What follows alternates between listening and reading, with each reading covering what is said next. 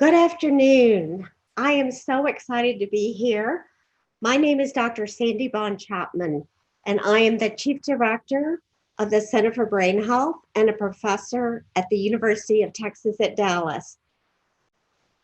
We're going to have such a fun time with this panel, but I want to start as we think about what is brain health. I want to define for you how we define it, just as a way to start, because right now there really hasn't been a good definition.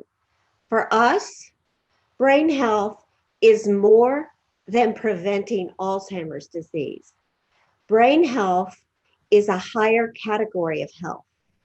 If you improve your brain health, then it helps your mental health, it can push off Alzheimer's, and it makes overall your life better. When we think about brain health, think about this definition: using your brain's capacities to thrive in your life context, whatever your starting point. And we know that there's multiple ways that you can get there.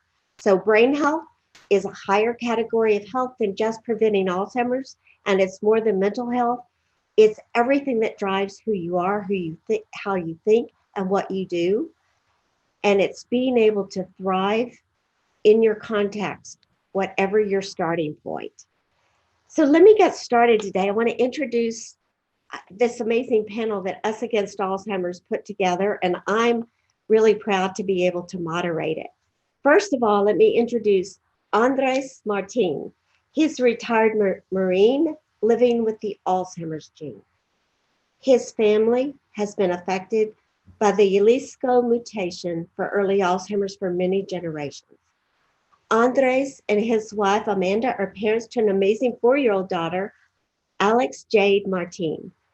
Mr. Martin's new mission in life is to fight against Alzheimer's disease to protect his daughter and all future generations. Now, Dr. Magali Haas. She is founder, CEO, and president of the Cohen's Veterans Bioscience, a nonprofit brain research organization based in New York, whose mission is to fast track diagnostics and therapeutics to advance precision brain health. Dr. Haas has over 15 years of pharmaceutical experience, predominantly at Johnson & Johnson, where she assumed broad end-to-end development leadership roles in early and late-stage neuroscience, clinical development, translational medicine, diagnostics, and integrative solutions. Welcome, Dr. Haas. And now I would like to introduce Dr. Aisha Shirzai. She is a neurologist and co-director of the Alzheimer's Prevention Program at Loma Linda University, where she leads the lifestyle program for the prevention of neurological diseases. She completed dual training in preventive medicine and neurology at Loma Linda University, and she has a fellowship in vascular neurology and epidemiology at Columbia University. She's also a trained plant-based culinary artist. Her husband, Dr. Dean Shirzai, is co-director with her of the Alzheimer's Prevention Program at Loma Linda.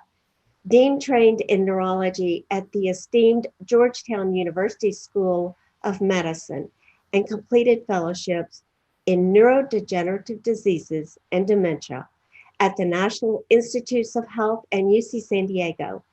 He also holds a PhD in healthcare leadership with a focus on community health from Andrews University. Together, Team Shirzai are dedicated to helping our communities where they are with brain health information. So welcome to every one of our participants that are with us today. And I want to share with you a survey, a new survey that Us Against Alzheimer's did, the A-List, because they're so interested in learning from you and how we can make a difference. It was conducted in partnership with us here at the Center for Brain Health and Dr. Fayron Epps from the assistant professor at Emory Nursing School. What's interesting about these 1,400 100 respondents is that they knew that taking care of their brain health is very important. Almost all of them. 81% said, you know, we're doing things in our day-to-day life to take care of our brain health.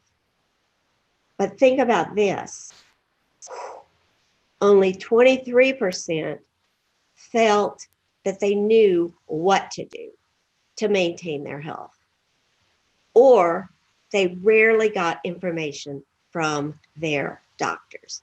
So this survey shines a bright light on the challenges we face as we think about what is brain health and how can we have access to culturally appropriate brain health information so that all of us can thrive in our own context. So let me start with some questions. And I want you, as you're thinking of questions yourself, please type them in the chat and we will get to those. So I'm going to start with Dr. Shirzai, Team Shirzai. So both of you, I'd like for you to tell us from your perspective, how do you define brain health? And then more specifically, I want you to give us some very specific steps that our participants can go, I'm going to do that when this call is over. So please share with us your definition. First of all, thank you so much for having us. This is such an important concept to speak about because this is the century of the brain. We are our brain. I mean, to think about it, I have my own props. I walk around with this brain. And this is a 3-pound organ, 2% of body's weight, consumes 25% of body's energy. If you transplant the heart, you're still that person. You transplant the liver, you're still that person. You transplant the brain, you are the new brain. This brain is who we are.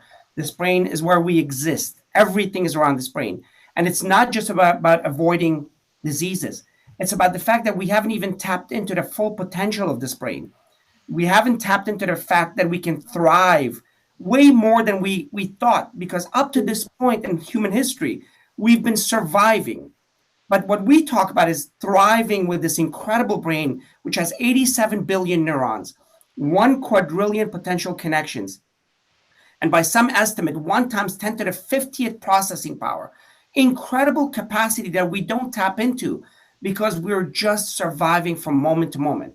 And the answer has been a pill, a vitamin, or a superfood. And that's not the answer. The answer is a comprehensive approach that people can have freely in their homes. Just awareness. And this has been our life's work for the last 20 years, which is simple measures that people can institute that can have profound effect, whether it's nutrition. We self-servingly, we've coined the concept of neuro, N-E-U-R-O, nutrition, exercise, unwind, or stress management. Ours, restorative sleep and optimized mental activity. These are not nominal factors. Studies have shown just adapting your diet can reduce your risk by 50% or more. Exercising, truly exercising, not walk in the neighborhood or gardening, those are meditation, but truly exercising can reduce your risk by as much as 40% or more. These are simple, cheap things that people can bring into their life, yet that can not just avoid diseases such as Alzheimer's or other dementias, but to truly build focus and attention and memory and executive function well into our 60s, 70s, 80s, and beyond. And that's an incredible power. That's where we are in the 21st century. And that can be had in people's homes. Yeah, I so appreciate that. I think one of the things with this invisible black box, people haven't known, am I exercising enough? How am I changing it? So later I want to get, and I don't know if Dr. Haas, if you would like to say, how are we going to be able to make this invisible black box visible so that we can start to say, hey, look what you've done in these 3 months? Because as you pointed out, our brain changes dramatically by everything we do. And yet people aren't doing the things that can build capacity from ages 7 to 70. So, I'm really interested as we think about that for the audience, how we can motivate people to do these things that you just talked about. Andres, I would love, you have a motto Can you share that with us, how you take care of your brain health and what you're dealing with the Alzheimer's gene? Of course, thank you.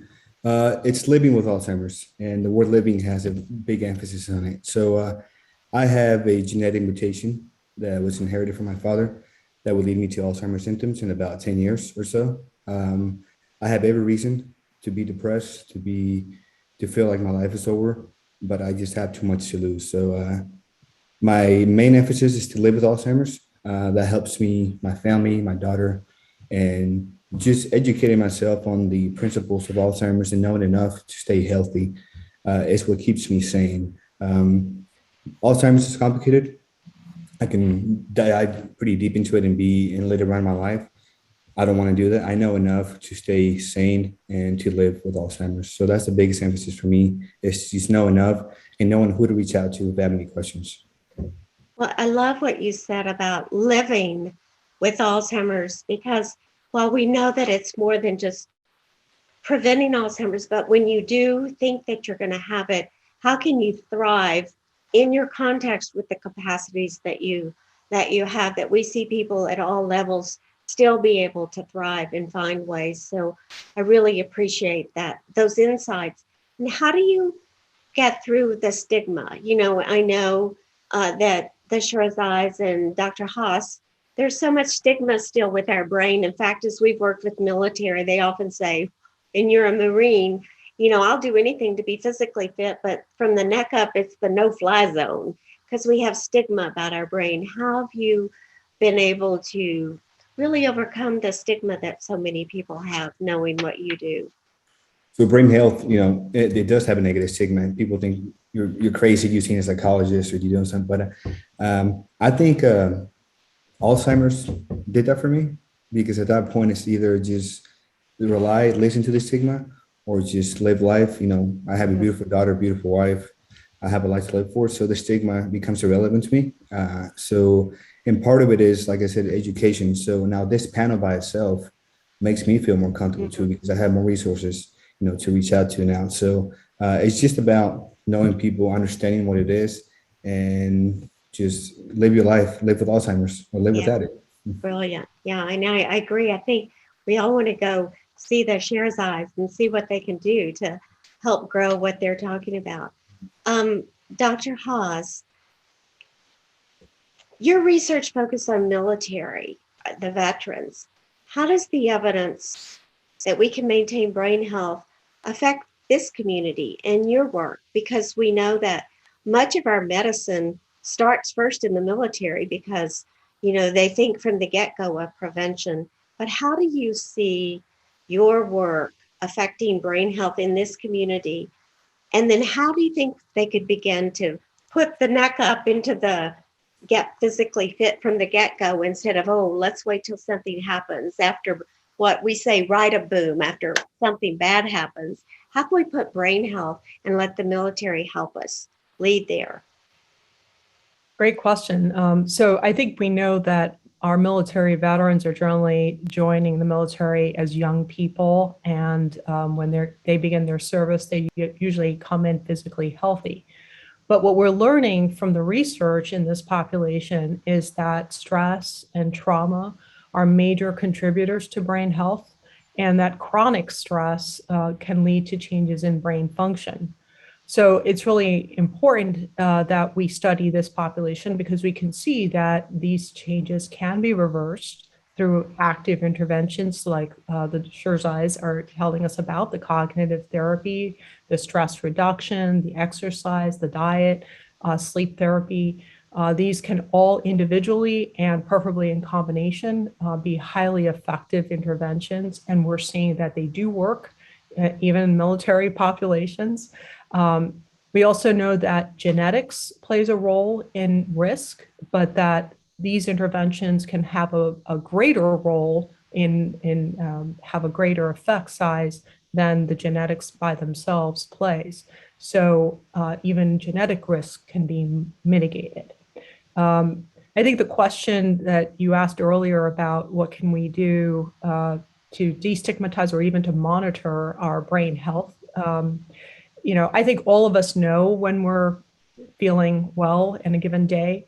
But one of the things we're looking to achieve is to build a brain health index, a way that we can objectively measure how someone is doing at any given time. And then hopefully that information will help us all understand where we are relative to our own path, our own journey. Thank you. We need to work on that because we've just developed one that we've been testing. We almost have 7,000 people now, ages 10 to 100, with a brain health index to see when people, what is it that helps them to thrive in their context and what different factors, if it's clarity, their possibility thinking, their sleep, their compassion versus their social resilience versus their fortitude, the ability to stay stable. So I think there's ways that all of us on this panel can work together to make sure that things are accessible with people in all these communities. And I think we all see the need because people want to know, hey, where am I with all this digital and technology? So the bad part of COVID, while it's been horrible to make us isolated, it's also made us open to telehealth and ways that we can begin to monitor and remove the stigma. So thank you for that, Dr. Haas, in the military, the work you're doing with PTSD, and so many will be coming back now, and we want them to realize too that there's things you can do and not just accept diagnoses, but to make your brain stronger and healthier, and getting that message out really helps. Dr. Sherzai, I guess Aisha, I want to have you address this. How can people feel confident raising this issue with their doctor? Because so many doctors, I know when we have people come to us at the Center for Brain Health, they'll say, I asked my doctor, he said, oh, you're just the worried well, just go on and do things. How can they begin to feel comfortable? And what type of doctor should people begin to think about? And how do we you all have thought about preventive medicine?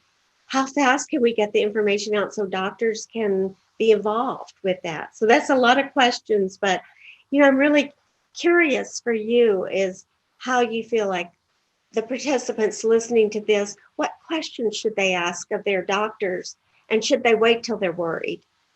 I love that question because I think that's at the core of empowerment. There was a time when it was essentially strange to talk about brain health because it was assumed that every time you meet a doctor or a healthcare provider, it should be for a disease. But things have changed now, and we have a lot of information thanks to some really interesting research from all over the world that, brain health is a continuum and that we should start taking care of it as early as possible, and that it's not a wrong thing to bring it up with a physician. And it could be a family physician, a general practitioner, it could be a neurologist, a psychiatrist, a family medicine, anyone. Most doctors are very well equipped and they're knowledgeable about the risk factors for brain diseases. There was a time when they thought that there's not much one can do about it, but we now know that the brain, just like the heart, just like the kidneys or any other organ in our body, has blood vessels. It's affected by what we do every single day. And understanding what people's risk factors are as early as possible actually gives them a vector. It gives them a path to take care of this amazing organ. So things like, knowing whether someone has blood pressure, knowing whether someone has high cholesterol, knowing whether someone has, cardiovascular disease. These are things that are preventable and they can be treated, and the sooner the better. We now know that midlife is a very crucial time for people to take care of these risk factors because it can determine brain health later on. So, the brain being such a taxed organ, if we address these risk factors early on, it will definitely benefit from the resiliency tools more than any other organ. Yeah, it's really, I loved when you said that this organ is so dynamic, but it has so many backup systems. Dean, as you started off saying, why do we lose so much capacity starting in our 20s when we can show that people can regain, at 20s, 30s, 40s, and 50s? We don't have to wait till, a lot of people that we see will say, I don't have to start worrying until I'm 65. Well, you don't have to worry, but you have to be proactive. Yeah. And I think go ahead. No, you're absolutely right. It's It's how do we connect to people? I mean, one of the, and this actually addresses several of the questions that came up, is the opportunity that doctors have. The Mm, opportunity that the doctors have is the fact that people trust doctors, and that trust is often just not used in the right way. And my dissertation thesis was around this concept. Certain populations come to the doctor afraid, not knowing what to ask, and in fact, in a way, they leave disempowered because they're not told what they're not able to communicate. This is the opportunity for the physician to connect humanly, and that's a thing that doctors can do. We can connect as human beings, open up the conversation, and then that opens up the entire world of possibilities. And we haven't done that in the past, and this is the opportunity to open up this venue, because, like you said, the brain's ability to expand its capacity is profound. It's mhm. difficult to communicate to 20 and 30-year-olds because they think they're immoral, and but you can talk to people in their own needs. For 20 and 30-year-old is building capacity, building Yeah. focus, building ability to process faster. And for others, it's about being able to be sharper. When you open up the conversation, you actually find that people find brain health for themselves, and it just takes opening up of the conversations. Right. And I And love it. Yeah, incredibly empowering. it's the upward potential that it's not like our brain has fixed capacity that we've been stuck thinking like that. But this panel knows that. But why did so many of the respondents to the survey say when they would ask their doctor, they got no information? So it's not as is it because of the training, or you're saying we should go to them, but where do they go? And there's, as you also know, there's a lot of misinformation out there. And how do individuals begin to say, do this? I mean, you know how much money they're spending on all sorts of things that have no evidence behind it. Is it more of a How? social issue? Go ahead. Sorry, I said, is it more of a social? When I grew up in LA, in Southern California, um, at that point, economics was the thing, because I mean, we were not poor, but I was not doing as well, but and then there was a stigma. Now through my career, more money, except I was surrounding myself around more educated people, and it became okay to talk about mental health. Now, going back, LA in the hood, talking about mental health. So it's more of a social issue, right? Just the fact that they don't have the money, maybe, and the confidence or the education level to be able to feel comfortable talking about mental health. Because right now, I'm okay saying I'm happy, I'm sad, I'm depressed. I'm anxious every day, but it's part of my life. But I mean, I'm okay talking about that. You go back to LA, you bring that up, maybe you won't be able to get that out of them. Yeah, and I'm glad, and I'm going to ask Dr. Haas to speak of that. But one of the studies we did with our military, where we gave them cognitive strategies that improve their holistic brain health, they literally improved their depression by 60% and reduced their stress by 40% by giving them proactive every single day. There's things you can do to move your needle forward. Dr. Haas, based on what Andres was saying, what sort of are some things that you see to help people to know, who do I go to? That doesn't seem like there's really no place to get real information for my brain health. Yeah, I think these are really important questions. I think we do need to create closer connections between patients, clinicians, and also the scientific community. You're asking the question, why don't the doctors know what to tell their patients? Well, because they themselves don't have those answers at hand. They need a closer relationship with scientists. So we can transfer evidence and the information to them as in real time, right? There's a delay. We learn something scientifically, we publish it, but it takes a long time for that trickle into the system as a best practice, not just for clinicians, but also for patients themselves. What can you do to treat yourself better? You don't need to rely on a doctor all the time, as Yeah, you just I agree with that. It's kind of shocking that it takes 20 years typically for scientific discoveries to trickle down into practice. And Us Against Alzheimer's is impatient with that.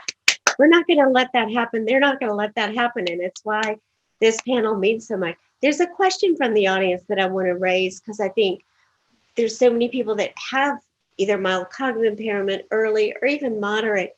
Can you, if our definition of brain health is help people thrive in the context at the level that they start, from your perspective, are there things that someone can do with, let's just say, moderate Alzheimer's disease to improve their brain health?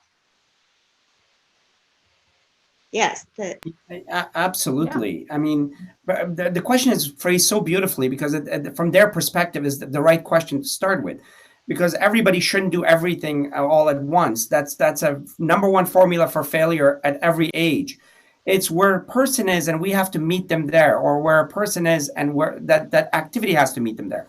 So if the opportunity for that person is not so much exercise or nutrition, but is mental activity, the program should be built around that, or that person should start with that component. It could be around their passion, playing a musical instrument, or learning how to dance, or taking a class that you never could before. Now doing it, I took histology and I hated it in medical school, but now I'm taking guitar lessons.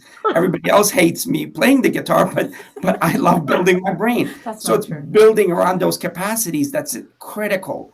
Or for another person, they can't do those things, but they can exercise. And I just got done with a patient. You really have to build around those strengths, around those opportunities. And it's beautiful to meet people where they are. And I think I love this question too, because when people get the diagnosis, all of a sudden they all shut down. It's the only disease that we see in the end stages from the time you get the diagnosis. And yet there's so much you can do and capacity you can build. And we've been able to show when people engage, and you said it, at the right level, it may not be they could do everything they were doing before, but just where they are, where they're not too stressed. But if they stop doing activity, guess what? They lose capacity, not because of the disease, but because they aren't doing brain healthy things to continue to use their brain to thrive in their own context. Living with Alzheimer's. Yeah, living with Alzheimer's. Thank you. Yeah. What topic? Because a lot of people feel like when I go to my doctor, I've got to say, I've got, because everyone has memory problems. What topics should they really be worried about, or should they go? Should they say this risk factor? Oh, I'm curious as to what topics. One of the participants wanted to know, how do we raise the topic? What should we say besides just memory? I can answer that. I think one of the best ways to introduce the topic is to bring up the concept that our brain is a living universe. I mean, not as flowery as that, but it's an organ that can be affected by everything we do. And the person can speak with a healthcare provider saying, I'm concerned about my brain health, and I want to make sure that I'm doing everything and anything I can to live a brain healthy life, which essentially means I want to be sharp, I want to be focused, I want to be attentive, I don't want to be forgetful or anxious or stressed out. And I want to make sure that when I get to my, say, for example, 70s, 80s, 90s, or beyond, I want to retain my memories. I want to live an unforgettable life. That's what Dean and I always say. So how can you help me live an unforgettable life? What are the things that I need to do? I mean, Andres, you have a daughter. We have 2 kids, 2 teenagers. The question can be just as human questions like that. Like, I want to be there when my daughter grows up. I want to be there when my 2 teenage kids, go to the next level with, with their school and everything else. And I'm afraid that, that as I grow older, I might not be there completely. And that conversation is where it starts. It really is at the human level. You brought up Alexis. We worry about her brain health now. She has a chance of having the gene that I have, but just in general, she's going to be bilingual. She likes sports. She's going to be playing sports. So it should be that simple. Like, I want to have a healthy brain. What do I do? It doesn't have to do with Alzheimer's, but just in general, my wife, my daughter, my mom, Alexis, we do activities that allow her brain to grow and be successful. So it's really, if I can take it to the level where Alexis, a 4-year-old, it shouldn't be a stigma, right? It's still, we're still talking about a stigma. It should be normal to want to have a healthy brain, whether you have Alzheimer's or don't have Alzheimer's. Yeah, we think about it physically fit. I said, well, why can't we treat our brain more than we do our teeth? And we think very young about taking care of our teeth. Let's think about our brain with things to do. I'm curious. Yes. Well, I just wanted to add that we've been talking a lot about things we can do to make our brain healthier by direct effort, but we have to remember that it's all part of a big system, the entire body, and the cardiovascular system, our glucose, stress, all of these things all go together. So you can talk to your doctor about a holistic approach as well. To talk to them about what risk factors do I have, I want to. So when you're saying, what do you talk to your doctor about? Say, I want these risk factors controlled that are going to take away my brain capacity. And for them to know, because most doctors do know those factors. You're absolutely right. That's really something they can take with them. One of the things that I've noticed, and I want to have you all respond to this, in the past, it's getting better, but when people do activities with someone once they've got Alzheimer's disease, a lot of times they're not, Dean, what you said, do something you're passionate about, but they're things that that person would never do if they didn't have Alzheimer's disease. So why do you think they want to do them now? You know, that almost takes away their human integrity. Yeah. So I want to say, you know, as you're thinking about helping people maintain their brain health, how do caregivers, for example, make sure that they hold living with whatever they are with dignity, with the disease? What would you say? And I think part of that is the fact that the marketing campaigns have taken over. We did a meta-analysis that showed that we know that it's not some game on the computer per se, or Sudoku, which I absolutely abhor. It's a personal thing. Nothing wrong with Sudoku. I don't want to be. I'm with you. Yeah, it has to do with real life activities, and that frees people to live, or just live, not live with Alzheimer's, but to live. Because if I don't have to do Sudoku, but I do something that I love, and I know that that's as effective, if not more, then it makes sense. Let's just take playing guitar. When I'm playing the guitar, I'm reading the notes. That's the language centers of the brain. I'm processing the music. That's your frontal lobe. I'm learning visually, actually processing. It's your visual cortex. You're being creative. It's your parietal and the bigger brain. It's the connections between the different parts of the brain. Your dexterous, so your motor cortex. And you're emotionally involved. Well, on my part, it's good emotions. For my wife, it's bad emotions listening to me. But it's all of the brain. That's not Sudoku. That's a brain on fire. That's a brain. So that's why it takes people to know that it's real life activities that are more effective than contrived activities. And that frees you into living your life. You can, and that's the problem is I'm kind of on your team. I don't want to beat up Sudoku, but when I see people on airplanes, I mean, we think that it's helping our brain. So, oh gosh, I've got 15 minutes. Let me just do this because I've got to do things for my brain health. I usually tell people either, you know what, you'd be better off if you took a nap, or think of a person that you have a problem with and do an act of compassion. Because being compassionate changes the brain. Just like you were saying, the guitar, we get brain health from have meaningful relationships with people, and even finding peaceful common ground with people we disagree with changes your brain, your neuropharmacy, to bring it healthier in very dramatic ways. I want to get to caregivers because a lot of people on the call are, suffering, and they're always worried about someone else's brain health, but what about their brain health? Dr. Huss, can you address some of how you take caregivers into the equation of keeping the whole team healthier? Yeah, so we've been part of the A-list efforts surveying caregivers' stress as well. And, basically you have to take care of your own health, brain health, in order to be able to help somebody else as well. So we have to be looking at everybody around that individual who is part of that picture, and making sure that they are optimized, that they have the breaks, that they get the sleep, and that they have the alleviation of their stressors in order to optimize their own brain health. And we're seeing that that data is clearly there. They are experiencing it almost as much as the individual who's affected directly.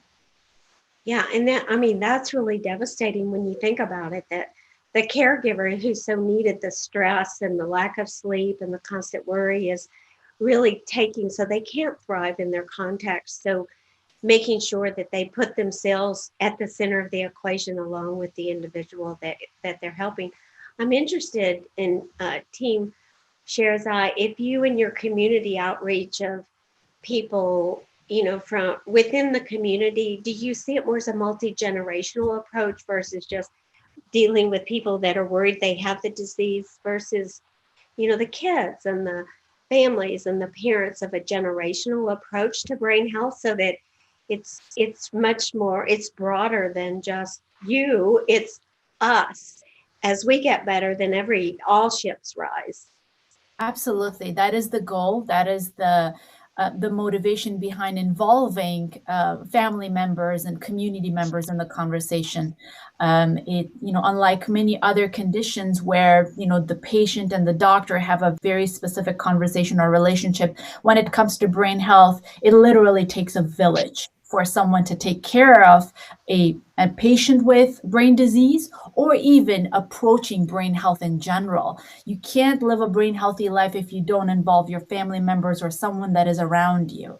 And also, I don't think one person can take care of a person with a brain disease. It has to be spread out. It has to be generation. So, and in many ways, it's not just addressing the person in need, but addressing the general understanding, the culture, and the understanding about brain health. Little children in the family, adolescents and teenagers, people in their midlife, as well as elderly people, all have to think about their brain health, because when we take care of our brain, we've taken care of the rest of the body. The theory applies to the rest of the body as well. So Andres, I don't know how many you've been around generation that have had the gene or have Alzheimer's disease. How has the stress, are you unusual in that knowing you have the gene and your stress level? How do you manage it and help the people around you not constantly reading signs of making it worse? I see myself when I go to medical trials, and we had meetings all over the world with Diane, and it seems like the majority of people allowed it to take over their life. So that was one of the for some reason, something in my brain, allowed me to not let it control me. And Dr. Haas mentioned about the high stress in the military, but then I was thinking to myself, as a pilot, I had to communicate, I had to fly a helicopter, I had to shoot rockets, and I had to do a bunch of things, which allowed me to give me the capability to handle more stress than the average person. So even though it might have been sleep deprivation, but this allows me to control, and I can handle more than the average person. So I'm thinking, and then the way I grew up Hispanic, I'm thinking the combination of the dad and where I grew up in LA, street smarts, maybe it just allows me to control and not be so stressed in life. You bring up a great point that resiliency is something that can be trained in, and that is something that the military does focus on. And we see that with Navy SEALs and Rangers and others, that they are trained to be more resilient, and that actually does protect them against these different stressors. And you said, living in LA, I grew up in Spanish Harlem. It is absolutely training your own. And part of it is the reason I stopped flying. I elected to stop flying is because I was stressed a lot. I was sleep deprived a lot. I was going from flying in the day then to the night, and I realized that was bad for my brain. But the training before that, LA and all this stuff prepared me to be able to live with Alzheimer's. So I think that's part of it. And most people may not have that training or resilience, not because they don't want to. It's just it wasn't part of their life. But maybe that's, it can be something with you and different doctors saying, yes, it is. And so we just have a few minutes left. I want us here at the end to just make sure people have the top things we want them to take away. I'm going to give three, and then I'd love each of you to add one thing that we want to make sure that when people drop off this call, they feel like they have a course of action. The first thing I would say is that you begin to define, one takeaway is define brain health more than preventing Alzheimer's disease. Think about brain health as a higher category of health, that when it's better, you make better decisions, you have better social resilience, you have less mental health, and it can stave off Alzheimer's disease. So being able to be proactive. So define brain health as being able to thrive with the capacities you've got, whatever level you are, to thrive in your life.